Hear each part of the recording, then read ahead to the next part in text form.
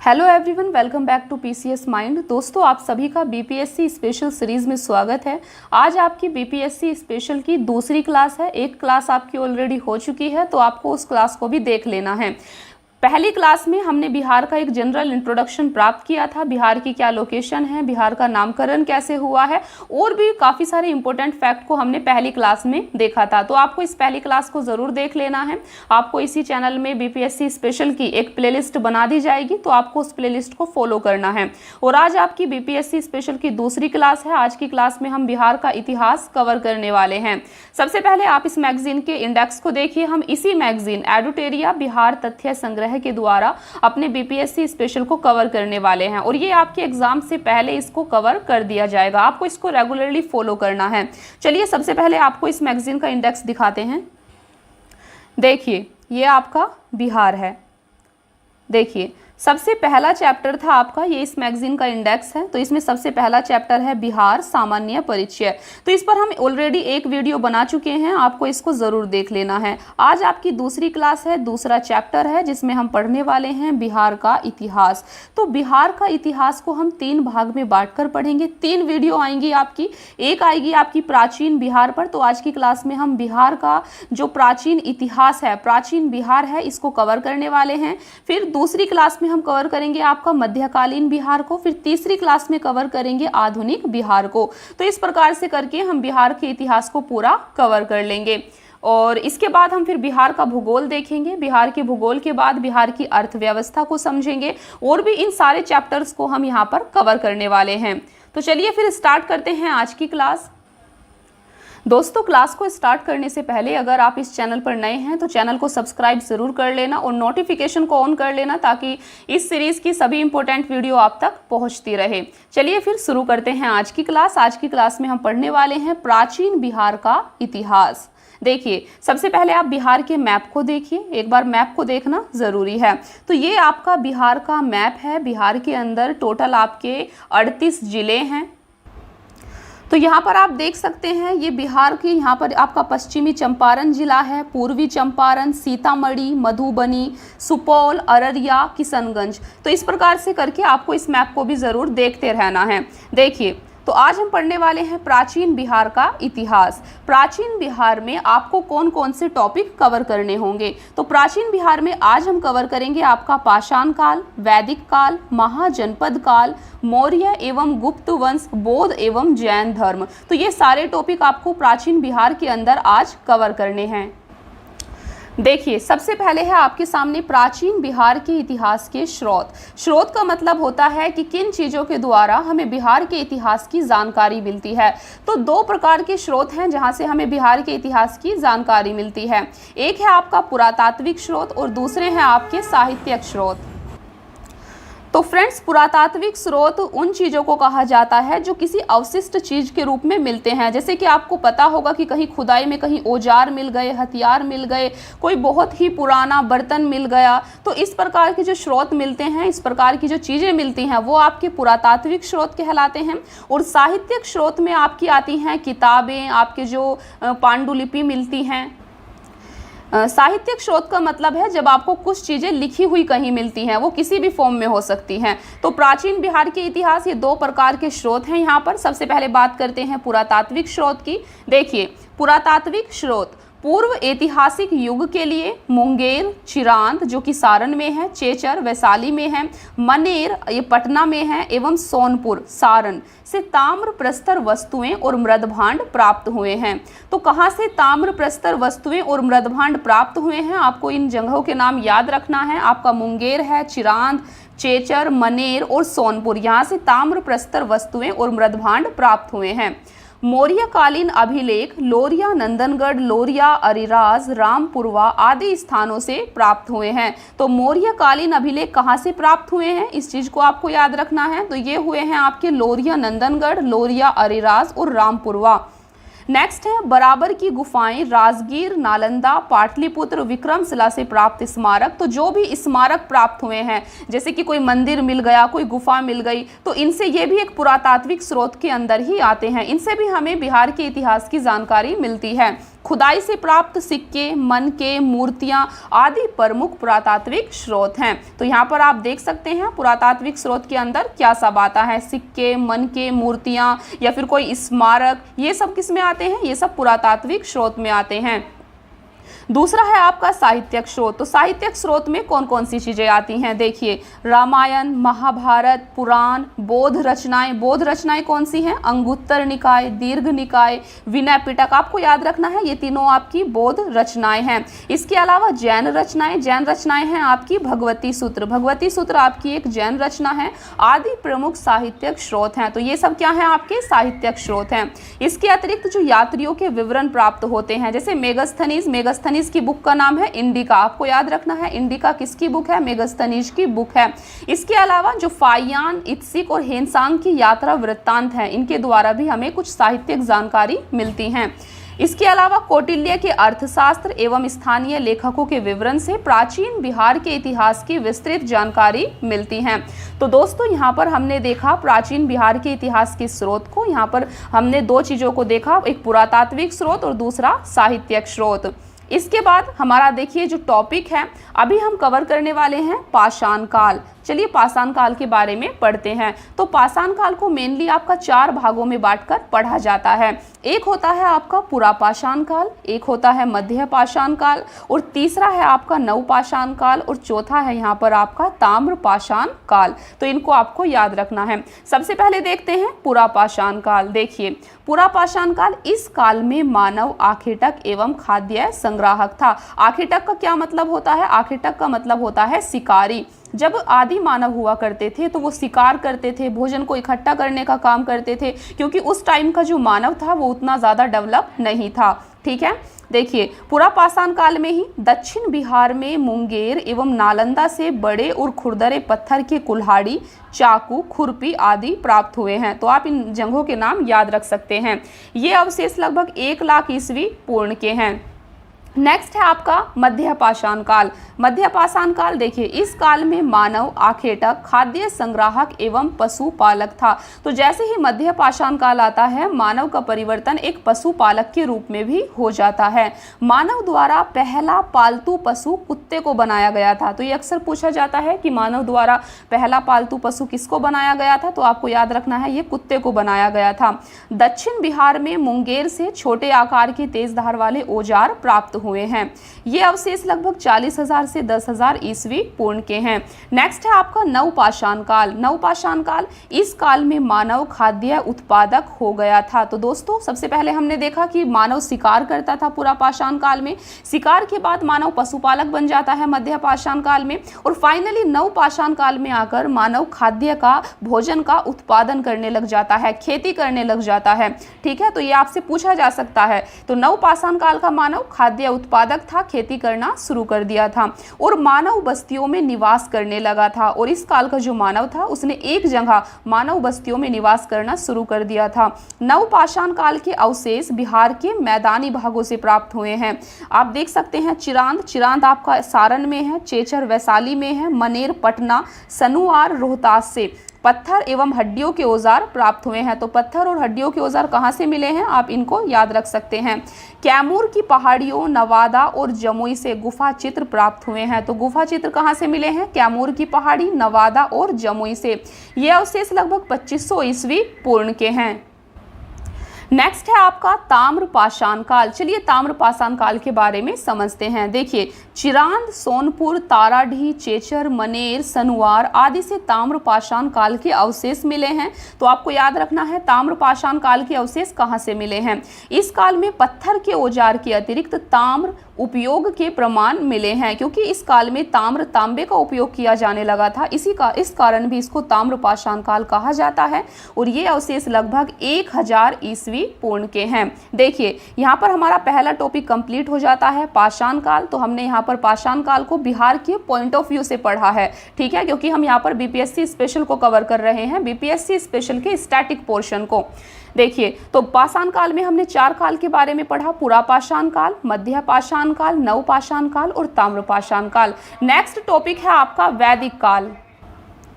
चलिए वैदिक काल को समझते हैं। देखिए, आर्यों द्वारा स्थापित सभ्यता को वैदिक सभ्यता कहा गया। तो किसके द्वारा स्थापना हुई वैदिक काल की? आर्यों द्वारा, क्योंकि इस सभ्यता का इतिहास वेदों पर आधारित है। तो आपको याद रखना है वैदिक काल का जो इतिहास है वो किस पर आधारित है? वेदों पर आधारित है। वैदिक सभ्यता को दो वर्गों में विभाजित किया गया है। पहला पूर्व वैदिक काल जो कि आपका 1500 से 1000 ईस्वी पूर्ण है।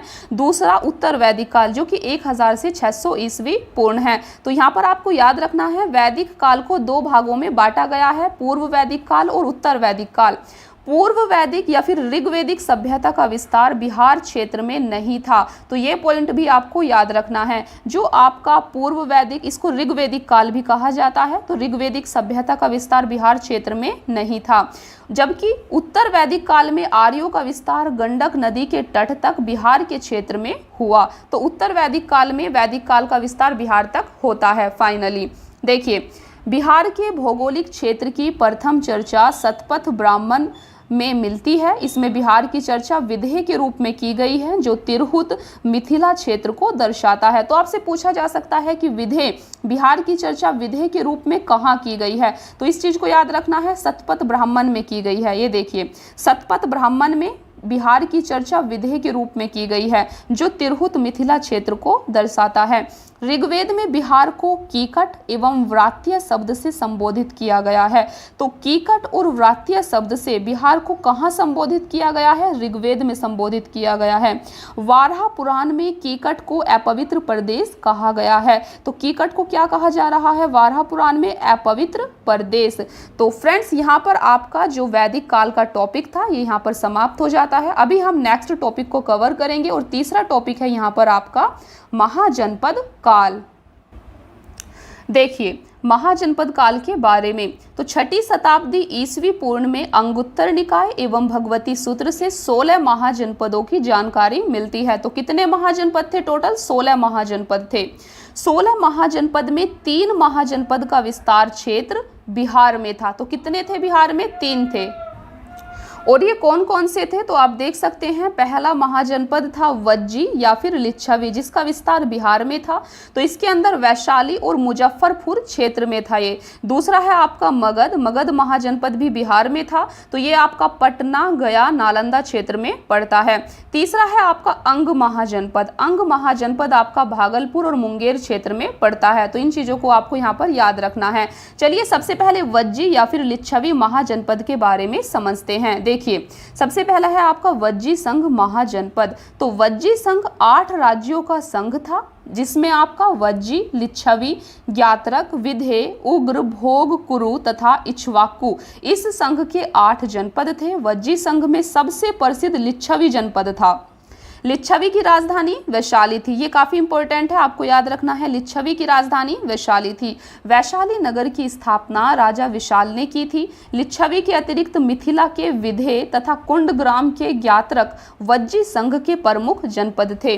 वज्जी संघ या लिच्छवी को विश्व के प्रथम गणतंत्र की संज्ञा दी जाती है। तो आपको याद रखना है, विश्व के प्रथम गणतंत्र की संज्ञा किसे दी जाती है? तो ये वज्जी संघ को दी जाती है।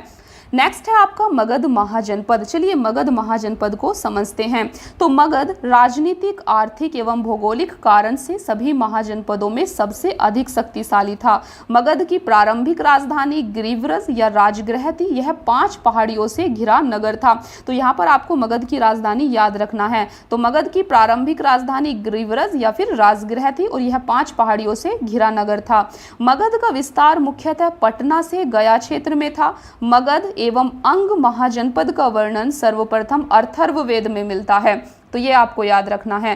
नेक्स्ट है आपका अंग महाजनपद। अंग महाजनपद का विस्तार भागलपुर एवं मुंगेर के क्षेत्र में था। अंग महाजनपद की राजधानी चंपा थी। तो ये राजधानी आपको जरूर याद रखनी है, यहाँ से क्वेश्चन पूछ लिया जाता है। अंग के अंतिम शासक ब्रह्मदत्त को हराकर मगध शासक बिंबिसार ने अंग को मगध में मिला लिया था। तो दोस्तों जैसा कि आपको यहाँ पर हमने 3 महाजनपद के बारे में बताया जिनका विस्तार बिहार के अंदर था। सबसे पहले हमने वज्जी संघ के बारे में देखा, फिर हमने मगध महाजनपद के बारे में देखा और तीसरे नंबर पर हमने अंग महाजनपद के बारे में देखा। तो जैसा कि आपको बताया गया, इनमें जो मगध महाजनपद था वो सबसे ज़्यादा शक्तिशाली था। तो आपको मगध महाजनपद को और डिटेल में पढ़ना है, कैसे मगध का उदय होता है, मगध पर कौन कौन से वंश शासन करते हैं, चलिए समझते हैं। तो अभी हमें समझना है मगध का उत्कर्ष एवं उसके राजवंश। देखिए, मगध की स्थापना बृहद्रथ ने की थी। बृहद्रथ का पुत्र जरासंध इस वंश का सबसे प्रसिद्ध शासक था। जरासंध को भीम ने द्वंद्व युद्ध में पराजित कर उसका वध किया था। इसका वर्णन महाभारत में मिलता है। मगध की प्रारंभिक राजधानी राजगृह 5 पहाड़ियों से घिरा एक सुरक्षित क्षेत्र था। मगध उर्वर भूमि, नदियों की उपलब्धता, खनिज और वन संसाधन की उपलब्धता के कारण आर्थिक रूप से संपन्न क्षेत्र था। बृहद्रथ वंश का अंतिम शासक रिपुंजय था। तो इनको आपको यहाँ पर याद रखना है। देखिए, मगध वंश पर जिन राजवंशों ने शासक किया उनमें सबसे पहला वंश है हर्यक वंश। हर्यक वंश का शासन मगध पर 544 से 412 ईस्वी पूर्व में रहता है। चलिए हर्यक वंश के बारे में देखते हैं। तो हर्यक वंश, इस वंश की स्थापना बिंबिसार ने 544 ईस्वी पूर्व में की। बिंबिसार को मगध का वास्तविक संस्थापक माना जाता है। बिंबिसार ने विवाह नीति द्वारा साम्राज्य विस्तार को प्रश्रय दिया। उसकी पहली पत्नी कौशल देवी कौशल की राजकुमारी थी। इस विवाह से उसे दहेज में काशी का क्षेत्र प्राप्त हुआ था। उसकी दूसरी पत्नी चेलन्ना थी। चेलन्ना लिच्छवी के राजा चेटक की पुत्री थी। तो ये जानकारी हम प्राप्त कर रहे हैं बिंबिसार के बारे में, हर्यक वंश के बारे में। इसके अलावा उसकी तीसरी पत्नी क्षेमा पंजाब के मद्र की राजकुमारी थी। बिंबिसार ने अवंती के शासक चंड प्रदोत के साथ मैत्री संबंध बनाए थे। बिंबिसार ने चंड प्रदोत के उपचार के लिए अपने राजवैद्य जीवक को भेजा था। आपको याद रखना है, जीवक कौन से राजा का वैद्य था, राजवैद्य था। तो जीवक थे ये बिंबिसार के राजवैद्य। इसके अलावा बिंबिसार की हत्या 492 ईस्वी पूर्व में उसके पुत्र अजातशत्रु ने कर दी थी। तो बिंबिसार का पुत्र था अजातशत्रु, जिसके द्वारा बिंबिसार की हत्या कर दी जाती है। अजातशत्रु बिंबिसार के बाद हर्यक वंश का शासक बनता है और उसका वास्तविक नाम कुनिक था। आपसे पूछा जाता है कुनिक किसका नाम था, तो आपको याद रखना है कुनिक अजातशत्रु का नाम था। बिंबिसार एवं कौशल देवी की मृत्यु के बाद कौशल के राजा प्रसेनजीत ने काशी वापस ले लिया, जो कि देखिए बिंबिसार को दहेज में मिला था।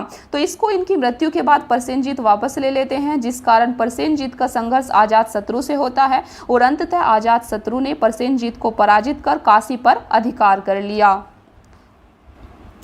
और बाद में अजातशत्रु का विवाह प्रसेनजीत की पुत्री वाजिरा से हो गया। अजातशत्रु ने वज्जी संघ एवं मल्लों को पराजित किया। अजातशत्रु प्रारंभ में जैन धर्म को मानता था, बाद में उसने बौद्ध धर्म को अपना लिया। अजातशत्रु ने 483 ईस्वी पूर्व में राजगृह की सप्तपर्णी गुफा में प्रथम बौद्ध संगति का आयोजन किया। देखिए दोस्तों, आपसे अक्सर पूछा जाता है कि प्रथम बौद्ध संगति का आयोजन कौन से राजा के टाइम में हुआ था। तो प्रथम बौद्ध संगति का आयोजन अजातशत्रु के टाइम में 483 ईस्वी पूर्व में और राजगृह में हुआ था। ये काफी इंपॉर्टेंट पॉइंट है और इसको हम और अच्छे से, जो बौद्ध संगतियां हैं, इसको बौद्ध धर्म के चैप्टर में अभी समझने वाले हैं। देखिए नेक्स्ट है, सिंघल अनुश्रुति के अनुसार 460 ईस्वी पूर्व में उदयन ने अपने पिता अजातशत्रु की हत्या कर दी। तो अजातशत्रु के पुत्र कौन थे? उदयन थे। और इन्होंने क्या किया? इन्होंने अपने पिता अजातशत्रु की हत्या कर दी। उदयन ने अपनी राजधानी राजगृह से पाटलिपुत्र स्थानांतरित की। तो यह भी क्वेश्चन पूछा जाता है कि कौन से राजा ने मगध की राजधानी को राजगृह से पाटलिपुत्र में स्थापित किया था? तो यह किया था उदयनी ने। उदयनी के 3 पुत्र थे, अनिरुद्ध, मुंडक और नागदशक। नागदशक इस वंश का अंतिम शासक था। तो हर्यक वंश का अंतिम शासक कौन थे? हर्यक वंश के अंतिम शासक नागदशक थे। नेक्स्ट है आपका, देखिए हम यहाँ पर कवर कर रहे हैं मगध वंश। मगध पर सबसे पहले किसने शासन किया था? तो हर्यक वंश ने किया था। हर्यक वंश के बाद कौन आता है? शिशुनाग वंश आता है। आपको इनको क्रम में भी याद रखना जरूरी है। तो शिशुनाग वंश 412 से 344 ईस्वी पूर्व में शासन करता है। शिशुनाग ने हर्यक वंश की जगह शिशुनाग वंश की स्थापना की। शिशुनाग ने वैशाली वैशाली को राजधानी बनाया। शिशुनाग ने अवंती के राजा अवंतीवर्धन को पराजित कर अवंती को मगध में मिला लिया। इसके अतिरिक्त शिशुनाग ने वत्स एवं कौशाम्बी को भी मगध में शामिल कर लिया था। 394 ईस्वी पूर्व में शिशुनाग की मृत्यु के बाद काला अशोक मगध का शासक बना। दोस्तों, काला अशोक को पुराणों में काकवर्ण कहा गया है। तो काकवर्ण किसको कहा गया है? काला अशोक को कहा गया है। काला अशोक के समय मगध की राजधानी पुनः पाटलिपुत्र हो गई। तो आपसे पूछा जा सकता है कि पाटलिपुत्र पुनः मगध की राजधानी कौन से शासक के टाइम में होती है? तो ये काला अशोक के टाइम में पुनः बन जाती है। इसके अलावा काला अशोक ने 383 ईस्वी पूर्व में वैशाली में द्वितीय बौद्ध संगति का आयोजन किया। इससे पहले हमने प्रथम बौद्ध संगति देखा था, किसके टाइम में हुआ था? तो यहाँ पर है द्वितीय बौद्ध संगति। द्वितीय बौद्ध संगति का आयोजन काला अशोक के टाइम में 383 ईस्वी पूर्व में वैशाली में होता है। ये काफी ज्यादा इंपॉर्टेंट है, बार बार बीपीएससी में इस क्वेश्चन को पूछा जाता है।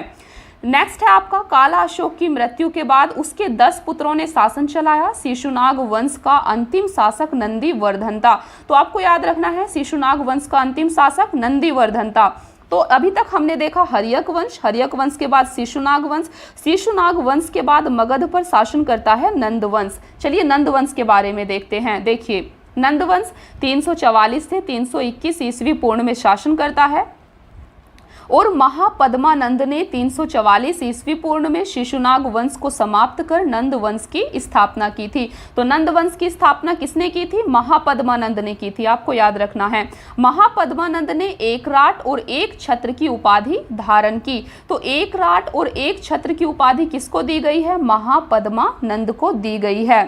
देखिए, पाली ग्रंथों में महापद्मानंद को उग्रसेन कहा गया है। पुराणों में उसे परशुराम का दूसरा अवतार बताया गया है। तो परशुराम का दूसरा अवतार किसको बताया गया है? महापद्मानंद को बताया गया है। और महापद्मानंद ने एक राट और एक छत्र की उपाधि भी धारण की और इनको ही उग्रसेन भी कहा जाता है। तो इन पॉइंट्स को आपको याद रखना है। देखिए, महापद्मानंद ने पांचाल, इक्ष्वाकु, काशी, अश्मक, कलिंग, मैथिल आदि राज्यों को पराजित कर मगध साम्राज्य का विस्तार किया। अब तक के काल में मगध का सर्वाधिक विस्तार महापद्मानंद के समय में हुआ था। तो ये भी आपको याद रखना है, मगध का सर्वाधिक विस्तार महापद्मानंद के टाइम में हुआ था। और व्याकरण के महान विद्वान पाणिनि महापद्मानंद के समकालीन हैं। तो अगर आपसे पूछ जाए पाणिनि किसके समकालीन है, तो ये महापद्मानंद के समकालीन थे। इस वंश का अंतिम शासक घनानंद हुए हैं। घनानंद के बारे में आपने सुना होगा। घनानंद के समय ही यूनानी शासक सिकंदर ने भारत पर आक्रमण किया था।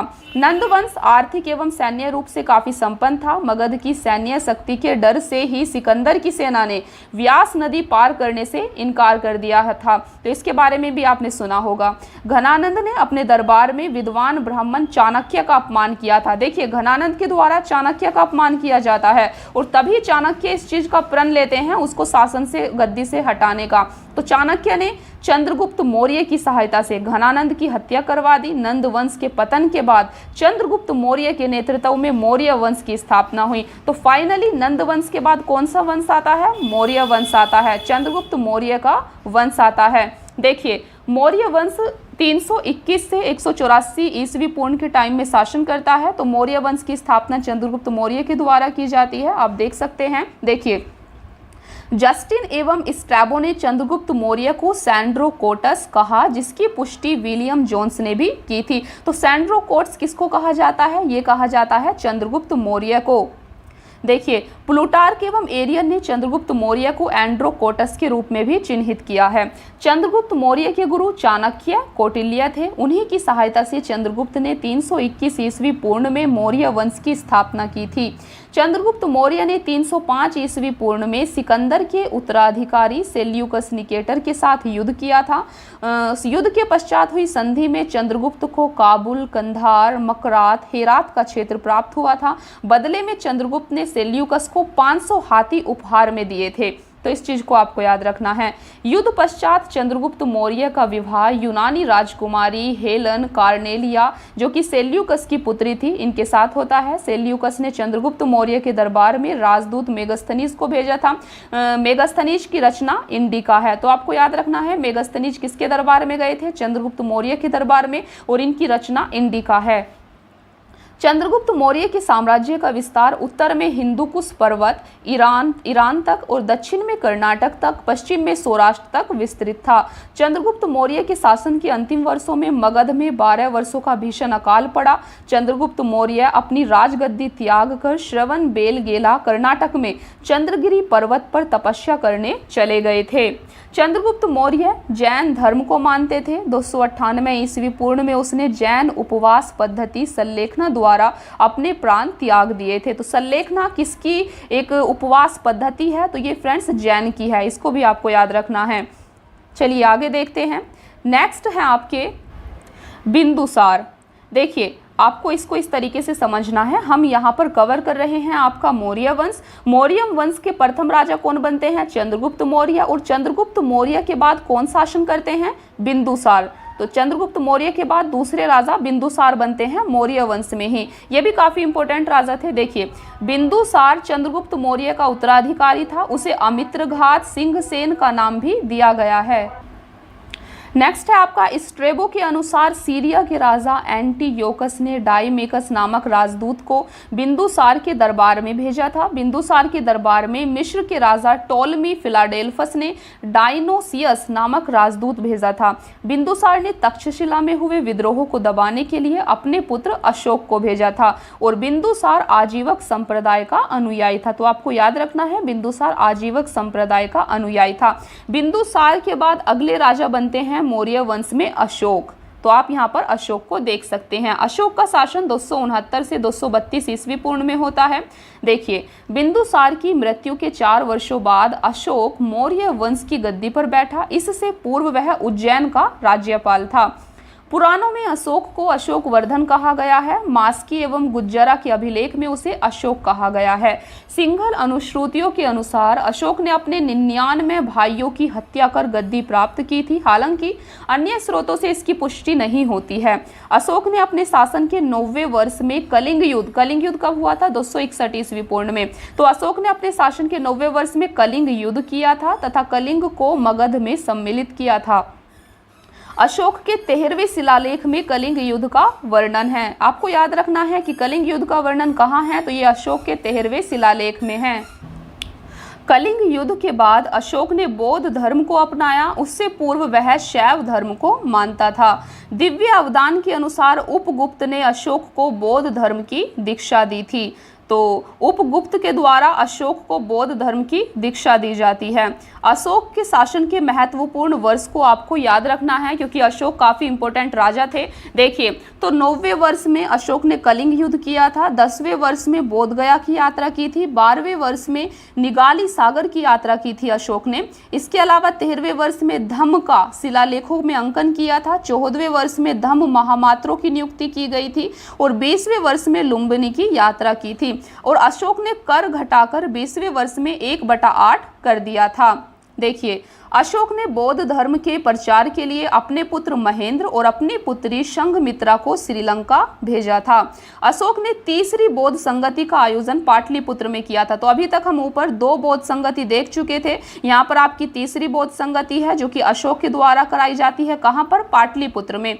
अशोक ने लगभग 37 वर्षों तक शासन किया। उसकी मृत्यु 232 ईस्वी पूर्व में हो गई। अशोक के बाद उसके 10 उत्तराधिकारियों ने शासन किया। ये उत्तराधिकारी कुणाल, बंधुपालित, इंद्रपलित ये सब थे। ठीक है, देख सकते हैं बृहद्रथ थे। मौर्य वंश का अंतिम शासक बृहद्रथ था। तो आपको ये याद रखना है मौर्य वंश का अंतिम शासक कौन था? बृहद्रथ था। और मौर्य वंश का शासनकाल 137 वर्षों का था। देखिए तो फ्रेंड्स यहाँ पर आपका मौर्य वंश कंप्लीट हो जाता है। हमने क्या देखा? हमने देखा मौर्य वंश पर। देखिए मौर्य वंश पर मेनली 4 वंशों ने शासन किया। सबसे पहले था आपका हर्यक वंश। हर्यक वंश के बाद आपका शिशुनाग वंश। शिशुनाग वंश के बाद नंद वंश और फिर मौर्य वंश। तो आपको इनको इसी प्रकार क्रम में याद रखना है। तो यहाँ पर आपका मौर्य वंश का टॉपिक कंप्लीट हो जाता है और अभी हमें पढ़ना है बौद्ध धर्म एवं जैन धर्म के बारे में। तो ये भी काफी इंपॉर्टेंट टॉपिक है। देखिए सबसे पहले बौद्ध धर्म। तो बौद्ध धर्म के संस्थापक गौतम बुद्ध थे। उनका जन्म 563 ईस्वी पूर्व में लुम्बिनी नेपाल में हुआ था। उन्हें शाक्य मुनि एवं एशिया का ज्योतिपुंज के के नाम से भी जाना जाता है। उनके बचपन का नाम सिद्धार्थ था, उनके पिता का नाम शुद्धोधन था, उनकी माता का नाम महामाया देवी था और सौतेली माँ या मौसी का नाम प्रजापति गौतमी था। उनकी पत्नी का नाम यशोधरा था। 16 वर्ष की आयु में ही इनका विवाह हो गया था और इनके पुत्र का नाम राहुल था। बुध ने 4 दृश्य देखे थे, आपने सुना भी होगा। तो वे 4 दृश्य कौन कौन से थे? सबसे पहले बूढ़ा व्यक्ति, बीमार व्यक्ति, एक शव और एक सन्यासी। उन्होंने 29 वर्ष की आयु में गृह त्याग कर सन्यास को अपना लिया था। 6 वर्षों की तपस्या के बाद 35 वर्ष की आयु में उन्हें ज्ञान की प्राप्ति हुई। इसके बाद उन्हें तथागत और बुद्ध कहा गया। उन्हें ज्ञान की प्राप्ति वैशाख पूर्णिमा को पीपल वृक्ष के नीचे निरंजना या फल्गु नदी के तट पर बोध गया में हुई थी। और बौद्ध धर्म के 4 आर्य सत्य आप यहाँ पर देख सकते हैं। तो बौद्ध धर्म के 4 आर्य सत्य क्या हैं? देखिए, सबसे पहले है दुख। दुख संसार दुखमय है। दुख समुदाय, दुख का कारण तृष्णा है। दुख निरोध, दुख निवारण हेतु तृष्णा पर विजय आवश्यक है। दुख निरोध मार्ग, दुख निवारण हेतु अष्टांगिक मार्ग आवश्यक है। तो आपको याद रखना है, बुद्ध ने दुख के निवारण के लिए कौन सा मार्ग बताया है दोस्तों? तो अष्टांगिक मार्ग बताया है। देखिए, तो बौद्ध धर्म का अष्टांगिक मार्ग आखिर क्या है? तो बौद्ध धर्म का अष्टांगिक मार्ग में आते हैं सम्यक दृष्टि, सम्यक संकल्प, सम्यक वाक, सम्यक कर्म, सम्यक आजीव, सम्यक व्यायाम, सम्यक स्मृति और सम्यक समाधि। इसके अलावा बौद्ध धर्म के त्रिरत्न हैं बुद्ध, धम्म और संघ। इनको आपको याद रखना है। बुद्ध ने किस मार्ग का प्रतिपादन किया था? तो मध्यम मार्ग का प्रतिपादन किया था। बुद्ध ने अपने उपदेश किस भाषा में दिए थे? पाली भाषा में दिए थे। बुद्ध ने अपना पहला उपदेश सारनाथ में दिया था, ये आपको याद रखना है। बुद्ध ने सर्वाधिक उपदेश कौशल की राजधानी श्रावस्ती में दिए थे। बुद्ध की मृत्यु 483 ईस्वी पूर्व में कुशीनगर मल में 80 वर्ष की आयु में हो जाती है। और बुद्ध के प्रथम गुरु अलार कलाम थे और द्वितीय गुरु रुद्रक रामपुत थे। तो बौद्ध धर्म के 10 शील आचरण थे। तो यहाँ पर आप देख सकते हैं बौद्ध धर्म के 10 शील आचरण कौन कौन से हैं। सबसे पहले सत्य, अहिंसा, अस्तेय, अपरिग्रह, ब्रह्मचर्य, नृत्य गायन का त्याग, असमय भोजन का त्याग, कोमल सैया का त्याग, श्रृंगार प्रसाधनों का त्याग और मद सेवन नहीं करना। ये बौद्ध धर्म के 10 शील या फिर आचरण थे। चलिए समझते हैं बुद्ध के जीवन के घटनाक्रम और उसके प्रतीक को। ये भी काफी इंपॉर्टेंट है, यहाँ से क्वेश्चन अक्सर पूछ लिया जाता है। देखिए, सबसे पहले घटना है बुद्ध के जीवन से जुड़ी हुई बुद्ध के जन्म। जब बुद्ध का जन्म होता है तो उससे रिलेटेड प्रतीक है आपका कमल। फिर यौवन से रिलेटेड प्रतीक है यहाँ पर सांड। नेक्स्ट है आपका महाभिनिष्क्रमण। जब बुद्ध के द्वारा गृह त्याग किया जाता है तो गृह त्याग की घटना को कहते हैं महाभिनिष्क्रमण। महाभिनिष्क्रमण या गृह त्याग से रिलेटेड प्रतीक है घोड़ा, ये आपको याद रखना है। नेक्स्ट है ज्ञान प्राप्ति। जब बुद्ध को ज्ञान प्राप्ति होती है उसको संबोधि कहा जाता है और उससे रिलेटेड प्रतीक है पीपल या फिर बोधि वृक्ष। जब बुद्ध की मृत्यु होती है उस घटना को महापरिनिर्वाण कहा जाता है, उससे रिलेटेड प्रतीक है स्तूप या फिर पदचिन्ह। फिर अगला है आपका प्रथम उपदेश। जब बुद्ध के द्वारा प्रथम उपदेश दिया जाता है तो यह घटना धर्म चक्र परिवर्तन कहलाती है और इससे रिलेटेड प्रतीक है चक्र। तो इनको आपको जरूर से याद रखना है। देखिए, बौद्ध धर्म चौथी बौद्ध संगति के उपरांत 2 भागों में विभाजित हो जाता है। पहला हीनयान परिवर्तन विरोधी और महायान परिवर्तन समर्थक। तो बौद्ध धर्म चौथी बौद्ध संगति के बाद 2 भागों में विभाजित हो जाता है, हीनयान और महायान। 8वीं सदी में बौद्ध धर्म के आडंबर वाली शाखा वज्रयान का विकास होता है। देखिए, यहाँ पर आप देख सकते हैं बौद्ध धर्म के त्रिपिटक। तो बौद्ध धर्म के त्रिपिटक कौन कौन से थे? सुत्त पिटक, विनय पिटक और अभिधम्म पिटक। देखिए, जो आपका सुत्त पिटक था, सुत्त पिटक में बुद्ध के उपदेशों का संकलन किया गया है और सुत्त पिटक सबसे वृहद पिटक है जिसका संकलन आनंद ने किया था। नेक्स्ट है आपका विनय पिटक। विनय पिटक में संघ के नियमों का संकलन किया गया है और यह सबसे लघुतम पिटक है जिसका संकलन उपाली ने किया था। नेक्स्ट है आपका अभिधम्म पिटक। अभिधम्म पिटक में बुद्ध के दार्शनिक विचारों का संकलन किया गया है और इस पिटक का संकलन मोगली पुत्र तिस ने किया था। तो ये आपको याद रखने हैं बौद्ध धर्म के त्रिपिटक। नेक्स्ट है आपका बौद्ध संगति। तो बौद्ध संगति आप यहाँ पर एक साथ देख सकते हैं और इनको आपको याद कर लेना है। तो फ्रेंड्स 4 बौद्ध संगति होती है। प्रथम बौद्ध संगति होती है 483 ईस्वी पूर्व में। कहाँ पर होती है? राजगृह में होती है। कौन शासक थे? अजातशत्रु। अध्यक्ष कौन थे? महाकश्यप अध्यक्ष होते हैं। और इसकी विशेषताएं क्या थी? तो विशेषताएं थी सुत्त पिटक, विनय पिटक की रचना प्रथम बौद्ध संगति के टाइम में होती है। द्वितीय बौद्ध संगति आपकी 383 ईस्वी पूर्व में हुई थी। कहाँ पर हुई थी? ये वैशाली में हुई थी। काला अशोक राजा के टाइम पर हुई थी और इसके अध्यक्ष थे सबाकामी। और इसके टाइम में महासंघिक और स्थविर के रूप में विभाजन होता है। तृतीय बौद्ध संगति 251 ईस्वी पूर्व में पाटलिपुत्र में अशोक के टाइम में हुई थी और मोगलीपुत्र तिस की अध्यक्षता में हुई थी। इसके टाइम में तृतीय बौद्ध संगति में अभिधम पिटक का संकलन किया जाता है। फिर है आपकी चौथी बौद्ध संगति। चौथी बौद्ध संगति कहाँ पर हुई थी? तो ये आपकी कश्मीर कुंडलवन में हुई थी और किस शासक के टाइम में? कनिष्क के टाइम में होती है। इसके अध्यक्ष वसुमित्र और अश्वघोष थे। और चौथी बौद्ध संगति के टाइम में बौद्ध धर्म महायान और हीनयान में इसका विभाजन हो जाता है। देखिए, बौद्ध धर्म का परम लक्ष्य क्या था? निर्वाण की प्राप्ति। बुद्ध के पुनर्जन्म की कथा जातक कथा में मिलती है। तो जातक कथा बुद्ध से रिलेटेड है। नेक्स्ट चैत्य। तो यहाँ पर कुछ नाम है, ये आपको ध्यान में रखना है कि ये किन के लिए संबोधित किए जाते हैं। चैत्य किसको कहा जाता था? चैत्य बौद्ध धर्म का पूजा घर होता था। स्तूप बौद्ध धर्म के पवित्र अवशेषों का संग्रहण स्थल स्तूप कहलाता है। और विहार बौद्ध भिक्षुओं का निवास स्थान विहार कहलाता है। तो यहाँ पर हमने जाना बौद्ध धर्म के बारे में, जो भी एग्जाम के पॉइंट ऑफ व्यू से आपको याद रखना है। चलिए अभी बात करते हैं जैन धर्म की। देखिए, जैन धर्म के संस्थापक ऋषभदेव थे। वे जैन धर्म के प्रथम तीर्थकार थे। उन्हें आदिनाथ, वृषभनाथ भी कहा जाता है। जैन धर्म में कुल 24 तीर्थकर हुए हैं। 23वें तीर्थकर पार्श्वनाथ थे। इनका जन्म काशी में हुआ था। उनके पिता अश्वसेन काशी के राजा थे। उन्हें ज्ञान की प्राप्ति सम्मेद पर्वत पर हुई थी। किसको? पार्श्वनाथ को। उन्होंने 4 महावर्त की शिक्षा दी थी: सत्य, अहिंसा, अस्तेय, अपरिग्रह। चलिए महावीर स्वामी के बारे में जानते हैं। तो महावीर स्वामी जैन धर्म के 24वें तीर्थकर थे। महावीर स्वामी को जैन धर्म का वास्तविक संस्थापक भी कहा जाता है और माना जाता है। उनका जन्म 540 ईस्वी पूर्व में कुंडग्राम वैशाली में हुआ था। उनके पिता सिद्धार्थ ज्ञात्रक कुल के प्रधान थे। उनकी माता त्रिशला लिच्छवी गणराज्य की राजकुमारी थी। उनकी पत्नी का नाम यशोदा था। उनकी पुत्री का नाम प्रियदर्शनी या फिर अन्नोजा था। उनके जमाता या दामाद का नाम जमाली था। उन्होंने 30 वर्ष की आयु में गृह त्याग किया। महावीर स्वामी ने कितने वर्ष की उम्र में गृह त्याग किया? 30 वर्ष की आयु में। और 12 वर्षों के कठोर तप के बाद 42 वर्ष की आयु में उन्हें कैवल्य ज्ञान की प्राप्ति जरंभिक ग्राम ऋजुपालिका नदी के तट पर साल वृक्ष के नीचे हुई। जैन धर्म में त्रिरत्न है। जैन धर्म के त्रिरत्न है: सम्यक दर्शन, सम्यक ज्ञान, सम्यक आचरण। जैन धर्म के अंदर 5 महावर्त का पालन किया जाता है: सत्य, झूठ नहीं बोलना; अहिंसा, हिंसा नहीं करना; अस्तेय, चोरी नहीं करना; अपरिग्रह, धन का संग्रह नहीं करना; और ब्रह्मचर्य, इंद्रियों को वश में करना।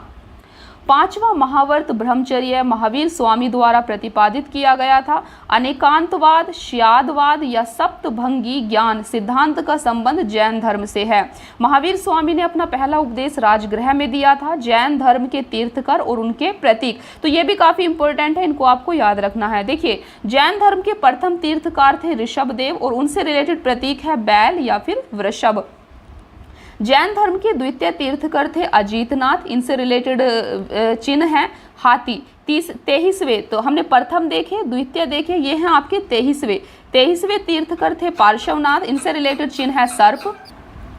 और 24वें तीर्थकर थे महावीर स्वामी। महावीर स्वामी से रिलेटेड चिन्ह है सिंह। तो इनको आपको याद रखना है, कौन से तीर्थकर और किससे रिलेटेड कौन सा चिन्ह है, ये अक्सर एग्जाम में पूछ लिया जाता है। महावीर स्वामी के अतिरिक्त 12वें तीर्थकर वासु पूज्य का जन्म बिहार में हुआ था।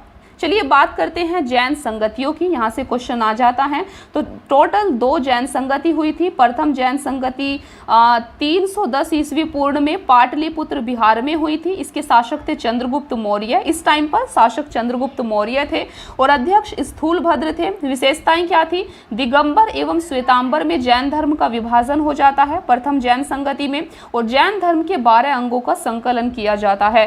द्वितीय जैन संगति 512 ईस्वी में वल्लभी गुजरात में हुई थी और इसके अध्यक्ष थे देवर्ती क्षमा श्रमण, ये इसके अध्यक्ष थे। और इसकी विशेषता है कि जैन धर्म ग्रंथों का अंतिम संकलन द्वितीय बौद्ध संगति में किया जाता है। देखिए, महावीर स्वामी की मृत्यु 468 ईस्वी पूर्व में 72 वर्ष की आयु में पावापुरी में हुई थी। जैन धर्म का विभाजन प्रथम जैन संगति में श्वेतांबर और दिगंबर के रूप में हो गया था। देखिए, यहाँ पर बात करते हैं श्वेतांबर और दिगंबर आखिर क्या थे। सबसे पहले दिगंबर, देखिए आखिर दिगंबर क्या होता है और श्वेतंबर क्या होता है। तो दिगंबर के अध्यक्ष थे भद्रबाहु और श्वेतंबर के अध्यक्ष थे स्थूलभद्र, ये आपको याद रखना है। तो दिगंबर भद्रबाहु ने नेतृत्व प्रदान किया, इसमें परिवर्तन को स्वीकार नहीं करते थे और नहीं करते हुए पूर्ण नग्नता एवं कठोरता को अपनाया गया था। तो इसके अंदर जो भी दिगंबर को फॉलो करते हैं वो पूर्ण नग्न रहते हैं और परिवर्तन को स्वीकार नहीं करते हैं। देखिए, दूसरा था श्वेतांबर। श्वेतांबर स्थूलभद्र के नेतृत्व, स्थूलभद्र ने इसको नेतृत्व प्रदान किया। इसमें श्वेत वस्त्र पहनने की परंपरा थी तथा यह दिगंबर की तुलना में कम कठोर था। इसमें परिवर्तन को स्वीकार किया गया है।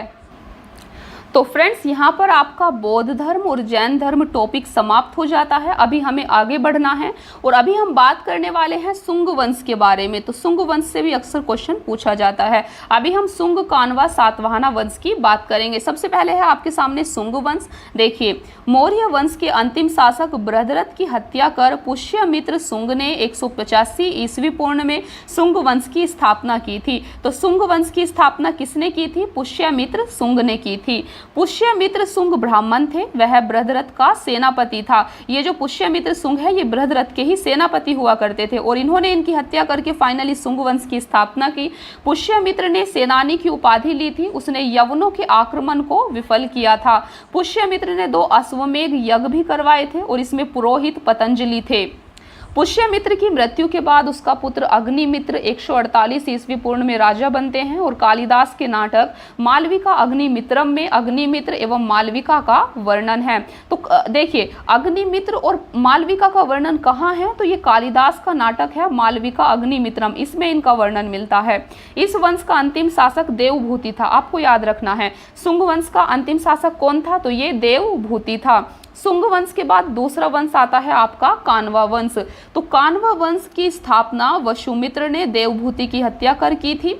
वसुमित्र सुंगों के अमात्य या फिर मंत्री हुआ करते थे। तो कान्वा वंश की स्थापना किसने की थी? वसुमित्र ने की थी। कण्व वंश भी ब्राह्मण वंश था। इस वंश का अंतिम शासक सुशर्मा था। सातवाहन वंश के संस्थापक सिमुक ने सुशर्मा की हत्या कर कण्व वंश का अंत कर दिया था। तो सातवाहन वंश के संस्थापक आप यहाँ पर याद रखना है सिमुक थे, ठीक है, ये भी क्वेश्चन पूछ लिया जाता है। कान्वा वंश के बाद है आपका कुषाण वंश। तो कुषाण वंश भी काफी इंपॉर्टेंट होता है। देखिए, भारत आने वाले विदेशियों में कुषाण सबसे अंतिम थे। तो ये जो आप अभी हमने पढ़ा यहाँ पर सुंग वंश, कान्वा वंश और कुषाण वंश, ये विदेशों में से भारत में आए थे, विदेशों से आने वाले थे। और भारत आने वाले विदेशियों में जो कुषाण वंश था वो सबसे अंतिम था। विदेशियों के आने का क्रम सबसे पहले हिंद यूनानी आते हैं, फिर शक, फिर पल्लव, फिर कुषाण। तो ये क्रम है। देखिए, कुषाण चीन के यूची या फिर तोखरी जाति से संबंधित थे। कुषाण वंश के संस्थापक कुजुल कडफिसेस थे, ये आपको याद रखना है। तो कुषाण वंश के संस्थापक कौन थे? कडफिसेस थे। इस वंश का सबसे प्रमुख शासक कनिष्क था। तो कनिष्क कौन से वंश से रिलेटेड था? ये कुषाण वंश से रिलेटेड शासक था। कुषाण वंश की राजधानी पुरुषपुर, पेशावर एवं मथुरा थी। अश्वघोष, जिन्होंने बुद्ध चरित की रचना की है, को कनिष्क ने पाटलिपुत्र से विजित किया था। देखिए, कनिष्क के समय में गांधार एवं मथुरा कला का विकास हुआ था। कनिष्क ने चौथी बौद्ध संगति का आयोजन कुंडलवन कश्मीर में करवाया था। कनिष्क ने 78 ईस्वी को राजा बनने के अवसर पर शक संवत भी चलवाया था। तो शक संवत की शुरुआत किसने की थी? कनिष्क ने की थी। कनिष्क के समय सिल्क मार्ग पर कुषाणों का आधिपत्य था। तो फ्रेंड्स, कुषाण वंश के बाद आता है आपका गुप्ता वंश। गुप्ता एज के बारे में पढ़ते हैं। तो गुप्त वंश की स्थापना श्री गुप्त ने की थी। श्री गुप्त का उत्तराधिकारी घटोत्कच गुप्त था। वह प्रथम गुप्त शासक था जिसने महाराजा की उपाधि ली थी। तो गुप्त वंश में तो फ्रेंड्स अभी हम देखेंगे कि गुप्त वंश में कौन कौन से महान राजा हुए हैं। तो सबसे पहले हैं चंद्रगुप्त प्रथम। चंद्रगुप्त प्रथम आपके गुप्त वंश के ही राजा थे। तो चंद्रगुप्त प्रथम का शासनकाल 320 से 335 ईस्वी पूर्व में रहता है। देखिए, गुप्त वंश का वास्तविक संस्थापक चंद्रगुप्त प्रथम को माना जाता था। उन्होंने 320 ईस्वी पूर्व में गुप्त संवत चलाया था। चंद्रगुप्त प्रथम ने लिच्छवियों की राजकुमारी कुमार देवी से विवाह किया था और वह प्रथम गुप्त शासक थे जिसने महाराजा अधिराज की उपाधि धारण की थी। चंद्रगुप्त प्रथम के बाद राजा बनते हैं समुद्रगुप्त। समुद्रगुप्त का शासन 335 से 375 ईस्वी पूर्ण था। देखिए, इतिहासकार स्मिथ ने समुद्रगुप्त को भारत का नेपोलियन कहकर संबोधित किया है। तो भारत का नेपोलियन किसे कहा जाता था? समुद्रगुप्त को कहा जाता था। समुद्रगुप्त ने परक्रमांक, अप्रतिरथ आदि की उपाधि धारण की थी। समुद्रगुप्त के अभियानों की चर्चा हरिसेन द्वारा रचित प्रयाग प्रशस्ति से मिलती है। उसने उत्तरापथ के 9 राजाओं तथा दक्षिणापथ के 12 राजाओं को विजित किया था। समुद्रगुप्त को कविराज भी कहा गया है। तो कविराज किसको कहा गया है? समुद्रगुप्त को, आपको याद रखना है। देखिए, समुद्रगुप्त को उसके सिक्के पर वीणा बजाते हुए दिखाया गया है। समुद्रगुप्त का दरबारी कवि हरिसेन था। हरिसेन किसका दरबारी कवि था? समुद्रगुप्त का। इनको आपको याद रखना है। समुद्रगुप्त वैष्णव धर्म को मानता था। समुद्रगुप्त द्वारा अश्वमेध यज्ञ कराने के प्रमाण भी मिले हैं। समुद्रगुप्त के बाद 375 ईस्वी पूर्व में रामगुप्त के राजा बनने का साक्ष्य मिला है, लेकिन उसके अयोग्य होने के कारण चंद्रगुप्त द्वितीय ने उसकी हत्या कर स्वयं को राजा घोषित कर दिया। देखिए, तो समुद्रगुप्त के बाद राजा बनते हैं चंद्रगुप्त द्वितीय। चंद्रगुप्त द्वितीय ने शकों को पराजित कर 389 ईस्वी पूर्व में विक्रमादित्य की उपाधि धारण की। तो आपको याद रखना है, विक्रमादित्य की उपाधि किसने ली थी? तो फ्रेंड्स, ये चंद्रगुप्त द्वितीय ने ली थी। चंद्रगुप्त द्वितीय ने देवगुप्त, देवराज, देवश्री आदि की उपाधि भी धारण की थी। चंद्रगुप्त द्वितीय ने ध्रुव देवी एवं कुबेर नाग से विवाह किया था। कुबेर नाग से उत्पन्न पुत्री प्रभावती गुप्त का विवाह वाकाटक नरेश रुद्रसेन द्वितीय के साथ हुआ था। रुद्रसेन की मृत्यु के बाद प्रभावती ने अपने अल्पवयस्क पुत्रों की संरक्षिका के रूप में शासन किया। उस दौरान प्रभावती ने चंद्रगुप्त द्वितीय की सहायता से गुजरात और काठियावाड़ पर विजय प्राप्त की थी। चीनी यात्री फाहियान चंद्रगुप्त द्वितीय के समय भारत आया था। फाहियान भारत में 14 वर्षों तक रहा था। आपको याद रखना है, फाहियान किसके समय भारत आए थे? तो चंद्रगुप्त द्वितीय के समय भारत आए थे। चंद्रगुप्त द्वितीय को मेहरौली लोह स्तंभ में चंद्र नाम से संबोधित किया गया है। मेहरौली लोह स्तंभ चंद्रगुप्त द्वितीय का माना जाता है। दोस्तों, इसके अलावा आपको याद रखना है, चंद्रगुप्त द्वितीय के दरबार में नवरत्न रहा करते थे। तो नवरत्न कौन से थे? देखिए, कालिदास, धन्वंतरी, अमर सिंह, वराहमिहिर, शंकु, बेताल भट्ट, घटकर पर, छपनक और भरूची, ये चंद्रगुप्त द्वितीय के दरबार के नवरत्न थे। चंद्रगुप्त द्वितीय के बाद राजा बनते हैं कुमारगुप्त प्रथम। कुमारगुप्त प्रथम, देखिए, चंद्रगुप्त द्वितीय एवं ध्रुव देवी का पुत्र कुमारगुप्त प्रथम 415 ईस्वी में शासक बना। नालंदा विश्वविद्यालय की स्थापना कुमारगुप्त के समय में हुई थी और गुप्त काल में नालंदा विश्वविद्यालय शिक्षा का प्रमुख केंद्र था। बाद में यह बौद्ध धर्म की शिक्षा का सबसे प्रमुख केंद्र बना। कुमारगुप्त के बाद राजा बनते हैं स्कंदगुप्त। तो मध्य एशिया के बर्बर जाति हूनों का आक्रमण स्कंदगुप्त के समय हुआ था। कभी कभी आपसे पूछा जाता है कि हूनों का आक्रमण कब हुआ था? तो यह स्कंदगुप्त के समय में हुआ था। स्कंदगुप्त ने हूनों को पराजित कर भारत से बाहर खदेड़ दिया। इसका वर्णन जूनागढ़ अभिलेख में भी मिलता है। अभिलेख में हूनों को मलीच कहा गया है। देखिए, स्कंदगुप्त ने चंद्रगुप्त मौर्य द्वारा निर्मित सुदर्शन झील का पुनरुद्धार भी करवाया था। स्कंदगुप्त ने शक्र आदित्य की उपाधि धारण की थी। गुप्त वंश का अंतिम शासक विष्णुगुप्त था। गुप्त वंश के साथ मगध वंश का अंत हो गया।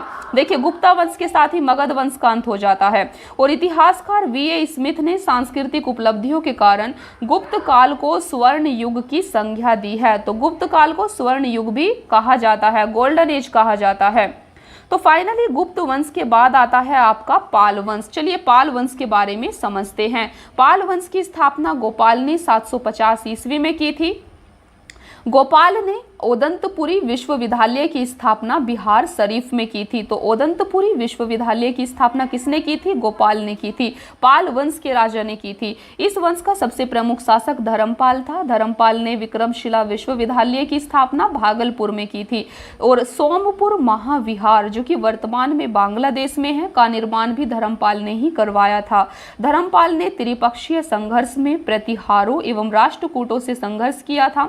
धर्मपाल प्रतिहार शासक वत्सराज से पराजित हुए थे। बाद में धर्मपाल ने राष्ट्रकूट शासक ध्रुव और प्रतिहार शासक वत्सराज को पराजित किया था। उसने कुछ समय के लिए कन्नौज पर भी अधिकार किया था।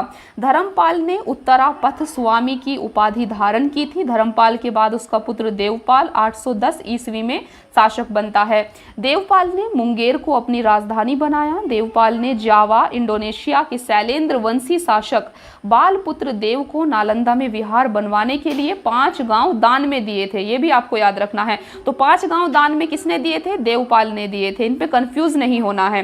देवपाल के बाद विग्रहपाल, महिपाल, रामपाल आदि राजाओं ने भी शासन किया था। और पालकालीन कांसे की मूर्तियां अपनी कलात्मकता के लिए काफी प्रसिद्ध थी।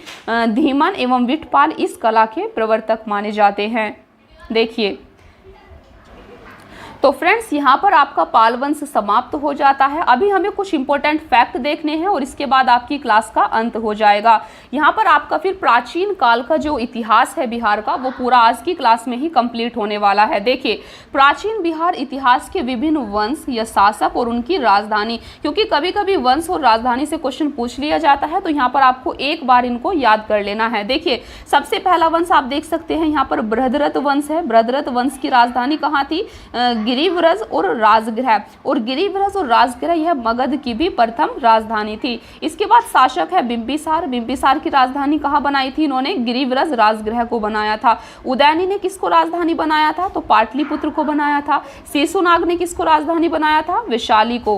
काला अशोक ने पाटलिपुत्र को राजधानी बनाया था। और नंद वंश ने पाटलिपुत्र को बनाया था। मौर्य वंश की राजधानी भी पाटलिपुत्र में थी। कुषाण वंश ने पुरुषपुर या फिर मथुरा को राजधानी बनाया था।